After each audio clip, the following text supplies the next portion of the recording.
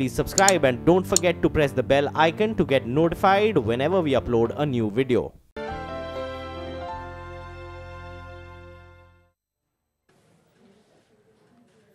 While troubles in the agrarian economy continue to remain in focus, with over 110 farmer bodies planning a nationwide strike from the 1st to the 10th of June. The farmers are demanding higher rates for their produce, complete loan waivers, payouts to small farmers that match their income with that of a Class 4 government employee, and lifting the ban on cow slaughter. The strike has been called by the Rashtriya Kisan Mahasangh, which is the umbrella organization for these farmers' outfits. As part of the strike, farmers have been told to stop selling their produce, including milk and vegetables, during that period. This comes in the backdrop of a warning by farmers in Gujarat saying that they will resort to violent protests. The issue began on the 1st of April when the Gujarat Power Corporation Limited claimed possession of 1,414 hectares of land in 12 villages. The villagers say that the land has been unutilized for 21 years and, according to the 2013 Act, should be returned to owners. While the government says it has compensated farmers, many say the land was forcibly taken away from them. To discuss the issues at hand, we're now joined by an eminent panel of experts. Yogendra Yadav, President of Swaraj Abhiyan. Also on the show with us, P. Chengal Reddy, Chief Advisor of the Consortium of the Indian Farmers Association, Ashok Dhavle, President of the All India Kisan Sabha, and my colleague Manisha Gupta also here with us. Mr. Dhavle, let me start by asking you, because I am given to understand that while 110 farmers organizations have decided to participate in this movement starting the 1st of June, people like Swaraj Abhiyan and Yogendra Yadav are not on board with it. Give me a sense of whether you believe this is the best way forward, or do you believe that this is a measure of last resort? See, as far as the All India Kisan Sabha is concerned, we have taken a decision since the 1st of June is the first anniversary of the historic farmers' strike in Maharashtra. The All India Kisan Sabha, along with some other organizations, have given a call for a gherav of government offices, the district collectorates and the tehsil offices all over Maharashtra. That is the call that we have given. We have limited ourselves to the 1st of June. The issues are extremely serious, there's no doubt. As you said just now, in Gujarat, this 1,400 hectares being taken from the farmers, them not being given the thing 20 years, 21 years, nothing has been built up over there. I think that's a very major issue, number one. The question of land acquisition all over the country for the industrial corridors, for the bullet train from Ahmedabad to Mumbai, for the expressway from Vadodara to Mumbai. All this, a lot of land is sought to be taken, and on this the All India Kisan Sabha is fighting back. Regarding the question of loan waiver, regarding the question of remunerative prices, the All India Kisan Sabha is part of the All India Kisan Sangharsh Samanvay Samiti, which only yesterday gave a memorandum to the President of India, submitted two important bills, one on the loan waiver, one on the remunerative prices, which we are going to table before Parliament in the next session. We also demanded a special session of Parliament for discussing the agrarian crisis and the farmer suicides. So this is the position that we are taking. The position is extremely grave. More than 3 lakh farmers have committed suicide already in the last 25 years of neoliberal policies, and therefore definitely the farmers are up in arms, and they will certainly be up in arms in the coming days against the BJP, RSS, Narendra Modi regime. There is no doubt about this. Okay, you're saying that there are a whole host of issues, from land acquisition to remunerative prices to loan waivers. You're demanding a special session of Parliament to discuss the agrarian crisis. Mr. Chengal Reddy, let me come to you. Do you believe that this effort to try and go on this non-cooperation movement from the 1st of June to the 10th of June is something that you would support? And B, while I understand that the issues that are being raised, and I just listed out a whole host of them, as Mr. Dhavle was pointing out, these are serious issues, but is this the best way to be able to remedy these issues? The fact that we are now going to see farmers go on a nationwide strike virtually, cutting off all access to any produce in that period. See, the reason is in the last 30-40 years, the farmers' distress have been continuing. Way back in 1980, Mr. Tikayat, Sarad Joshi, Nanjundaswamy, and then Narayan Swami Naidu. Many of them, they went on strikes. The difference between present situation and what was happened in 20, 30 years back was slightly different. In those days, we used to have a great leaders, and they led these farmers' movements on specific issues. But today, it's slightly different. In the last 2 years, what happened? Madhya Pradesh, Maharashtra, Karnataka, all over the country, farmers started agitating. Mainly on, there was no profitable price. And incidentally, what happened, one of the probably the person who is responsible for this farmers' movement is Mr. Narendra Modi himself. You see what happened? Modi in 2014 went on saying that he will pay MSP plus 50%. He spoke in every meeting. It was included in BJP manifesto. Well, within 1 year, he went back. Then later on, people started striking. Now, you see today, whether this, it is not, the organizations apart, yes, there are very good number of organizations across the country, hundreds and hundreds of them. They are all committed for the farmers. But there are two common things today. First and foremost is our demands are uniform. Maybe 2, 3 are okay, but whether it is a loan waiver or MSP or Swaminathan report and all that, these two demands are one thing. Second thing, you see, we have a lot of communication channels today. You see, WhatsApp or communication, we are able to exchange with each other.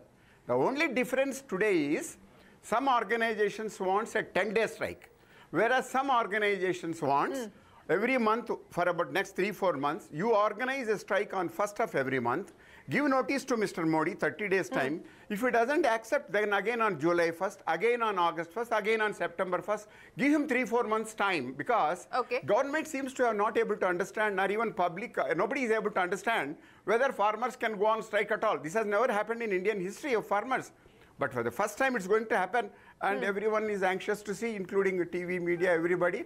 And the effect of it is going to be very, very interesting, because I am also a farmers activist. I never had opportunity to mobilize all the farmers. It's all come up voluntarily, and it is going to be there. It's part. The only thing is, let me tell you one thing. It's not like labor union strike for 1 day, 24 hours or 40 years. Nonsense. Today, it has started. It's like a movement. It's like a French Revolution. Farmers have come to understand, let me say, about 15-20% farmers across the country, especially the leaders, educated elite, they are all understood what is Swaminathan and what is how the political parties has let down them and what is the recourse. Now they have taken the recourse, and over the period of next 6 months, maybe 1 year, 2 years, they are all going to work together. Okay, so you're saying that it's going to be an online, it's going to be a continuous program. It's going to be a continuous program. It is going to be a okay, so it's not just going to be a 1-day nationwide strike or a 10-day nationwide strike. You're saying that this will consistently play itself out. I will give you the reason. Hello, one second. Just 1 second. You hear me? You hear me? Yes. No, please hear me. The reason why, the reason why farmers don't trust is, in 2006, the Congress regime, Swaminathan report came. This Rajiv Gandhi and his mother, none of them spoke. And in 2014, Mr. Modi came and made a lot of speeches and then included it in BJP manifesto. Both the political parties have failed. And Swaminathan report, there are humpty number of issues which the states have to implement. For example, a state commissions on agriculture issues, commodity boards, even the state. I can tell you one thing. Nobody knows what is this Swaminathan report except a few farmers leaders here and there. Only thing is Mr. Modi and everybody thinks they can carry away or you can use this occasion for election purpose. But this time farmers are going to prove them absolutely wrong, and we are going to teach especially these politicians a lesson. Right. You will teach politicians a lesson, Yogendra Yadav. That's the word in from both Mr. Dhable as well as Mr. Chengal Reddy. Yogendra, you've got a big smile on your face. You know, whether or not farmers of India go through with this promise of or the threat of a nationwide strike for the first 10 days of June, and whether this is going to be carried forward, as Mr. Chengal Reddy is pointing out, month after month till their demands are met. Something has changed in the way that farmers are addressing the agrarian crisis, in the way that farmers are now demanding what they believe is rightfully theirs. Something has changed, something has shifted in the manner in which farmers are engaging with the political class. Absolutely, Shireen. Something has changed, and it's changed for good. There is intensity of pain, there is a realization of pain, and there are multiple attempts at trying to address it. And the attempts are so many that anyone can get confused. So, first of all, a clarification. We are talking of two very, very different things here. One is a call for 1 day given by Mr. Ashok Davle's organization, AIKS. Remember, this is the organization Yes. that had arranged that long march to Mumbai, closely affiliated to CPIM.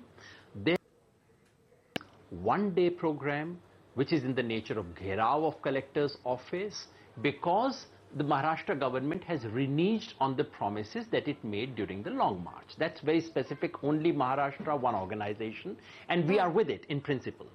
The second thing that you are discussing, which is very, very different, and these two things have nothing to do with each other, is this thing that I read in the media about from 1st to the 10th, a demand for bandh, sometimes holiday or blockade of things to urban areas. I hear about in the media, but I just want to clarify that All India Kisan Sangharsh Samanvay Samiti, of which Mr. Dhavle's organization is also a part, AIKSCC has nothing to do with that call from 1st to 10th June. We are not opposing it. Anything for farmers is good. We give them best wishes. But I think the important question there would be to, and I'm sure they have done work, and the point is the intensity of pain is so much that everyone is trying to find their own ways of protesting it. Just 5 minutes ago, I read that farmers of East UP are planning a march from 31st May. That's an entirely different organization. So you're right. Something is changing in farmers' politics. Farmers are not just sitting back and saying, oh my God, I've been looted. No, they're doing something about it. And to my mind, that is far more important than labels, who does what, who gets credit. The fact is, farmers have woken up. And to my mind, that's critical. Sure. Well, your point is well taken. Yes, go ahead. Yeah, thank you, Shireen. Well, yes, there are many associations, as Mr. Yadav was pointing out, and each one with their own agenda, and it does meet somewhere in the middle there. But Mr. Khan, my question is to you. As everybody on the panel has said, that this protest is for real and will continue, and we will perhaps continue to see many protests here. My question really is that the concerns are real. We are looking at the prices below MSP. Somewhere the commodity prices are below the cost of production as well. But yet again, how much of a financial loss are we looking at the farmers when they're out protesting? Because this is a time when there's an advent of monsoon. This is the time when the farmers would want to go out and start sowing, etc. So how are they actually going to go ahead with the protests and the farming on the other side, really? No, I think the concerns are very genuine, and crop after crop, if you look at, there are problems. Look at around Delhi, starting with the potato crop, which farmers got 2-3 rupees per kg. Of course, in the recent few days, the prices have improved. Similarly, look at the sugar cane. The payments have been delayed by 3 months, 4 months, 6 months. The prices of milk have dropped this year by 5 to 7 rupees. Yes. Similarly, the prices of tomato, chili, and many other crops. So the growth in the agriculture sector in the last 4 years has been less than 2%, which was little better, 3.5% earlier. So I think this is reflecting into farmers' deepening crisis and the problem that we all talk about. Now about this protest, I think now the farmers are getting organized, and there are a large number of farmers' organizations, and the social media is playing its role. So as Yogendra was saying, that farmers are no longer willing to sit back and curse to their own fate and then looking something from the government. Now they are protesting. Swaminathan Commission report that has become a reference point to talk about. In fact, much of it government has accepted. But sir, but Mr. Khan, it has been a reference point for years now, sir. We've been having this debate over the Swaminathan Commission's recommendations, implementations for years now, as Mr. Chengal Reddy was pointing out. But, you know, let me ask the three of you this question, and let me start by asking you, Yogendra, you know, we've just seen the government go on this blitzkrieg celebrating and marking the milestones of the 4 years of being in office. And one of the issues that they've highlighted is the fact that there's been record bumper production, which leads people to say that, you know, on one side you have bumper production, on the other side, as Mr. Khan was saying, you've got prices that are consistently declining, 2 rupees, 3 rupees a kilo for tomatoes. Sugarcane continues to be an area of concern. Milk, we've seen a decline. You know, so agricultural sector has seen a decline, as has been very clearly articulated by this year's economic survey. How do you then collate the two, Yogendra, is the question that a layperson would ask. Absolutely. For the last 70 years, agriculture policy of this country is focused on production, not on producer. We still live in the days of 1960s when there was a serious production crisis and the country went through pretty humiliating times. I understand that. After that, the policymakers started focusing on production. Now, every year the government tom-toms these figures of production as if the farmers have been enthused by the government to produce more. I mean, there's so much else happening. The real question ought to be, does the farmer gain from this? And as all of us on this panel agree, just look at this year's situation. The marketing season has just been over, the Rabi marketing season. And remember, the finance minister and the prime minister of this country had made a promise: we shall ensure minimum support price. Absolutely. I challenge everyone on this show, and I had challenged the Niti Aayog chairman in his office. Please find me one mandi of this country. In that mandi, please select one crop of your choice and show me that the farmers are getting minimum support price. Now, that is only for minimum support price. Now, crops outside that, tomato, garlic. I mean, the story of garlic is something which should bring, it's heart-wrenching story. They sold it for 10,000 rupees a quintal 2 years ago, 6,000-7,000 rupees a quintal last year, and 200 rupees a quintal this year. I mean, how can this survive possibly? Milk, the last thing that the farmer depends on and survives when everything else fails, milk has collapsed. I mean, so the real situation is simply not reflected, and all these bogus claims, I'm afraid I have to call them bogus, all these bogus claims have nothing to offer to the farmers. Okay, Mr. Chengal Reddy, I want to take that point across and then I'll come across to you, Manisha. You know, what is going on? Yogendra gave us several examples there. Garlic has gone down from 10,000 rupees a quintal to 200 rupees this year is the claim that Yogendra Yadav is making, and he gave us several other examples as well. Forget the MSP issue. What is leading to this kind of price collapse on the ground? Yeah, that's a very good question. Now, we must understand fundamentally in this country in the last 50, 60 years, nobody wants responsibility for agriculture. Now, I will ask you a question, or the panel, or tomorrow you have to need to discuss who is responsible, who is holding the powers in regard to agriculture development or problems. Look at anytime every finance minister and union finance minister says agriculture is a state subject. Bloody nonsense. See, your entire banking system, your entire commerce, your entire duties, your entire exports, every damn thing is with this government of India. Now, for the last 40, 50 years, these fellows sitting in Delhi, they have been systematically killing the farm sector. How? The moment if the price of any damn thing goes up, immediately they will ban exports. If there is some problem, they will start import. Do you know there is no consistent policy with these chaps in government of India? None of these ministries, either commerce or agriculture, any of these chaps, what is a long-term program for any particular thing? Way back in 1980s, Mr. Rajiv Gandhi started what you call it, technology mission for oil seeds. Within 5 years, it collapsed. Every prime minister or a minister comes and starts his own good games and goes. Now, I'll tell you 2, 3 fundamental things in agriculture. Agriculture is being considered as a subservient to the organized sectors, whether in terms of food production, food supply, or raw material, or for whatever it is. The second aspect is that farmers have been systematically divided for political reasons and other. Last but not least is a very critical aspect. Let me tell you, or I ask you, can discuss later. Since 1990, industry and farm sector has shown 8 to 10% growth. Now, what are the reasons? There are 3 basic reasons. Well, first one was technology. Mr. Chengal Reddy.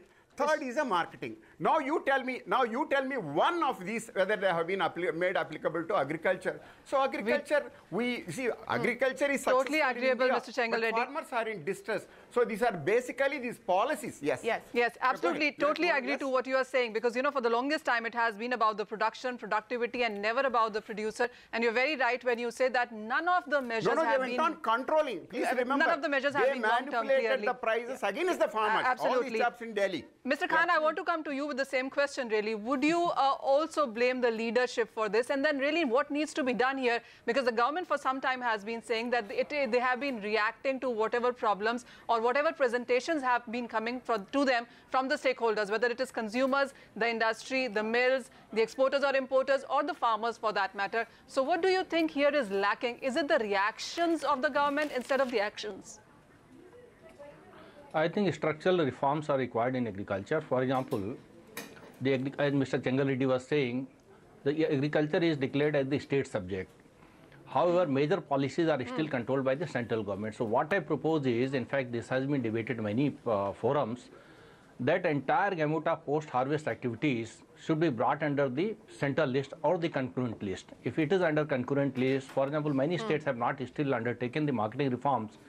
As a result, the central-driven agenda of market reforms is not implemented fully by the states.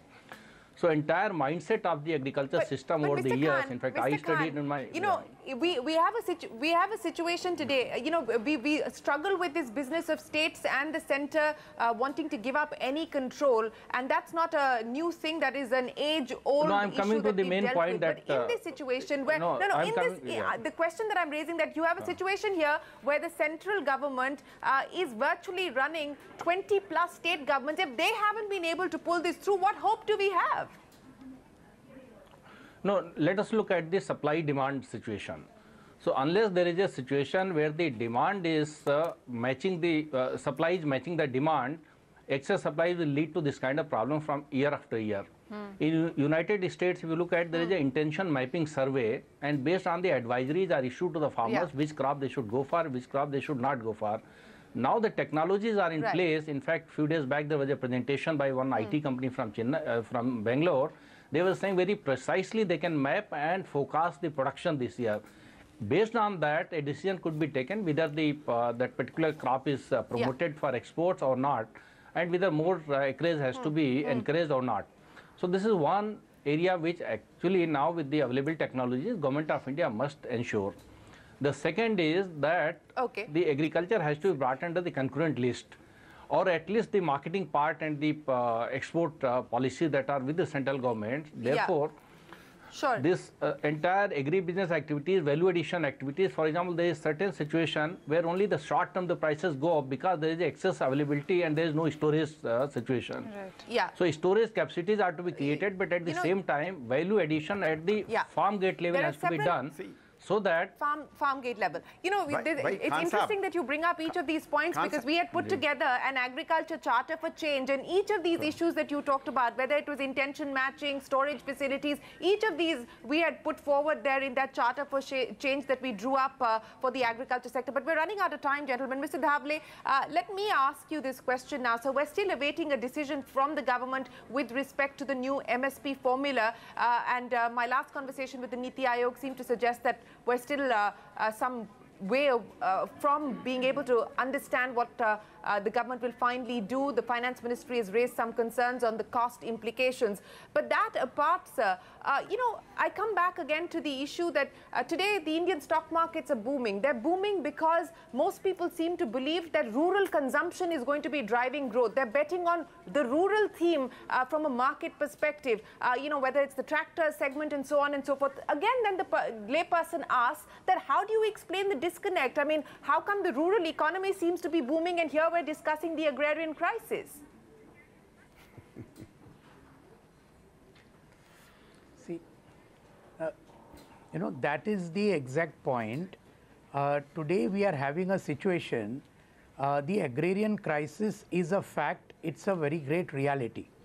As I said earlier, the National Crime Records Bureau has itself given its statistics, where it has said that more than 3 lakh farmers have committed suicide in this country, mainly due to indebtedness over the last 25 years of neoliberal policies. Number one, why has this happened? This has happened basically because of 3 or 4 reasons. Number one, the government has taken its hands off the agricultural sector. All the investment in agriculture, public investment has been drastically reduced. And as a result, on the other hand, it has given the corporates and the multinationals free play in the agricultural sector. For example, the Narendra Modi government gave 100% FDI in agriculture. So therefore, this rapacious loot of farmers by increasing the prices of seeds, fertilizers, insecticides. Now the diesel prices, as you see, petrol and diesel, they have crossed the roof, absolutely. So therefore, every single thing of the cost of production is rising, number one. Then the secondly, as was correctly pointed out, the Modi government and even earlier, the Congress governments, etc., talked about MSP, talked about Swaminathan Commission. None of them actually implemented it. And therefore, what we have a situation where that the Swaminathan Commission formula, which is very simple, cost of production plus 50% profit to the producer. That is the simple all over the country. That is being violated with impunity. You take Maharashtra, for example, the Maharashtra government has declared MSP for milk at 27 rupees per litre. But what is being given to the milk farmers? Only 17 rupees per litre is being given. Milk is being sold to the consumers for over 45 rupees per litre. Who is taking all this middle money? That is the question we are asking. And the All India Kisan Sabha is saying that you increase the cost given to the farmers, make it to the MSP 27 rupees, and also this middlemen who are taking all the cream, they should be skimmed off, and the consumers in the cities should also get milk at a cheaper rate. So therefore the farmers and the consumers both can be helped, provided this middlemen who are taking away all the cream can be really put in place. That is one point. Well, regarding the loan waiver, because they don't get remunerative price, the farmers go into indebtedness. Now you have a situation, just 1 minute, just 1 minute. You know, see, Mr. Nirav Modi, Mr. Vijay Mallya, Mr. Mehul Choksi, all these people run away with thousands of crores of rupees of the banks, but a farmer not being able to pay 25,000 rupees as loan, he has to commit suicide or he has to sell his land. This is the tremendous contradiction in India today, which we are all fighting against. And this is this thing of the BJP government of the Narendra Modi has made things much worse. 42% rise in farmer suicides in the last 4 years. This is the situation that all the farmer organizations, including the All India Kisan Sangharsh Samanvay Samiti, including the All India Kisan Sabha, which organized that huge long march from Nasik to Mumbai, which was covered very well, the entire Kisan Sansad that was there in Delhi, our struggle in Rajasthan led by the Kisan Sabha, in all other places, this is what the entire farmers are up in arms against the BJP Modi government. Well, gentlemen, unfortunately, we've completely run out of time. There are several very important issues that we've raised here on this program, and we hope that the government, in partnership with other stakeholders, will be able to arrive at some sort of solution, because these are matters of national importance. But we will continue this dialogue here on CNBC TV18 as we have been over the last 4 years. But for this evening, Yogendra Yadav, Mr. Chengal Reddy, Mr. Dhable and Mr. Khan, appreciate you joining us here on this special show. From all of us here for now, goodbye. Many thanks for watching.